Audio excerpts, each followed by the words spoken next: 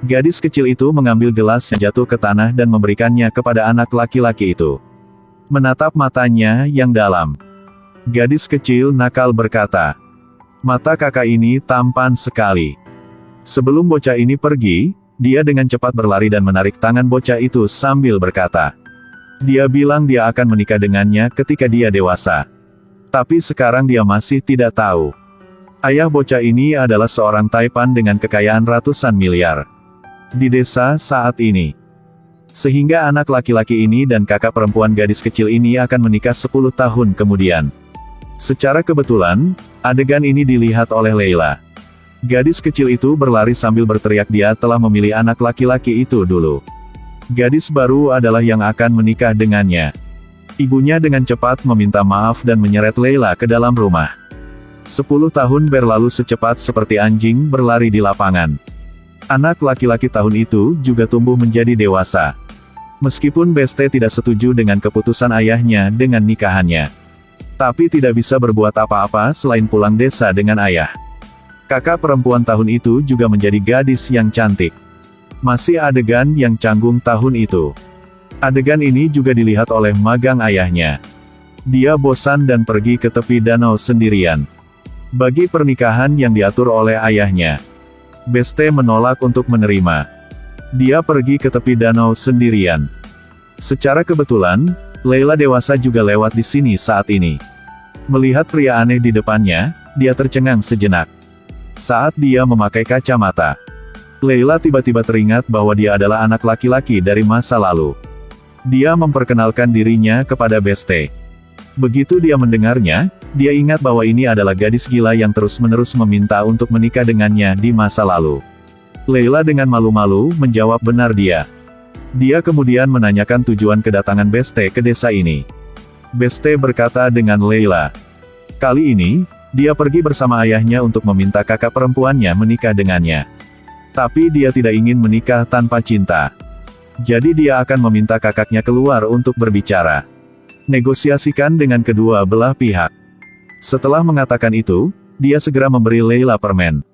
Dia mengupasnya dan memakannya lalu melemparkan cangkangnya ke tanah. Beste melihat itu, dia membungkuk dan mengambilnya. Juga mengatakan bahwa jenis sampah ini paling sulit terurai. Gerakan kecil ini. Leila menatap punggung Beste pergi. Sekali lagi dia ingat masa kecilnya. Aku setuju untuk menikahimu. Aku tidak tahu harus berbuat apa tapi aku harus menikahimu.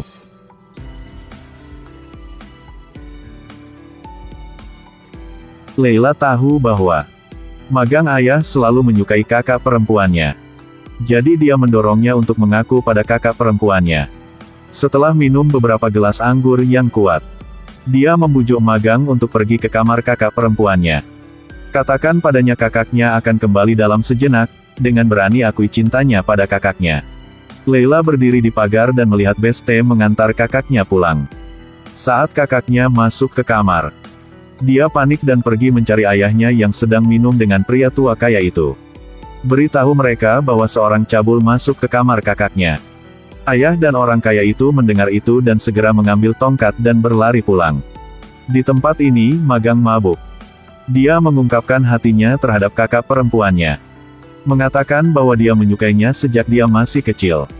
Tapi tiba-tiba ayah dan orang kaya itu tiba-tiba menendang pintu dan mendobrak masuk. Tanpa henti memegang tongkat dan memukul pria itu. Leila berlari lurus ke bawah sambil berteriak. Kakak perempuannya dipermalukan oleh seorang pria. Seperti takut tetangganya tidak akan mengetahuinya. Ayah memukul magang ini dari atas ke bawah. Semakin sang ayah memukul, semakin marah dia. Tiba-tiba darah mengalir ke otak. Dia berhenti bernapas di tempat. Leila sangat menyesal, tak terbayangkan karena plotnya. Telah membunuh ayahnya secara tidak sengaja. Meskipun kakak perempuannya tidak diperkosa. Tapi semua orang di desa tahu tentang ini. Reputasi dan kepolosannya tiba-tiba diambil. Tapi orang kaya itu tidak bisa melupakan sumpahnya di masa lalu. Dia ingin putranya menikahi putri bungsu, putri pandai besi Leila. Gadis itu yang berteriak bahwa dia harus menikah dengannya. Beste berkata dengan marah. Dia tidak setuju menikah tanpa cinta. Tapi ayah berkata dengannya. Jika tidak menerima pernikahan ini, akan menyita semua yang dia miliki di Jerman, dan membekukan semua asetnya. Jadi apa yang dia bisa lakukan dengan studi lingkungannya? Bagaimanapun, pekerjaannya saat ini dan karir masa depannya masih membutuhkan bantuan ayahnya. Keesokan paginya, Beste pergi mencari Leila. Ketika dia mendengar bahwa ayah Beste ingin Beste menikahinya, meskipun wajahnya dipenuhi dengan kejutan, tapi di hatinya sedang melempar bunga. Beste berkata dengannya, jika ayahnya bertanya apakah dia setuju dengan pernikahan ini atau tidak, harus menjawab tidak setuju. Tapi gadis ini selalu bermimpi menikahi putra orang kaya, bagaimana dia bisa menolak? Dia mengatakan bahwa ini adalah sumpah di antara orang dewasa. Dia tidak memiliki hak untuk memutuskan segalanya. Beste bilang kalau butuh uang, dia akan memberinya setengah dari uang yang diberikan ayahnya kepadanya. Leila berpura-pura merasa terhina dan berkata, "Kamu bilang itu membuatku patah hati." Beste benar-benar tidak mengerti apa yang Leila inginkan. Leila berkata dengan marah, "Aku sudah jatuh cinta padamu sejak aku berumur 8 tahun, dasar brengsek." Lalu dia mengambil sebuah batu dan melemparkannya ke kepala Beste. Beste marah dan bergegas untuk melawan. Dan seperti itu, satu orang harus membalut kepalanya dan seseorang harus membalut kakinya. Ayahnya bertanya-tanya mengapa kalian berdua bertemu. Lebih dari itu, mereka berkelahi juga. Tentu saja, Beste tidak berani mengatakan yang sebenarnya. Dia berbohong, ini hanya sebuah insiden. Di malam hari kakak melihat luka di tangan Leila. Dia pikir adik perempuannya adalah karena perlindungannya, jadi ada perselisihan dengan Beste. Tanpa diduga, Leila berkata dengan kakak perempuannya. Ayah Beste menyuruh Beste untuk menikahinya. Kakak perempuan ini segera menamparkan Leila setelah mendengar ini.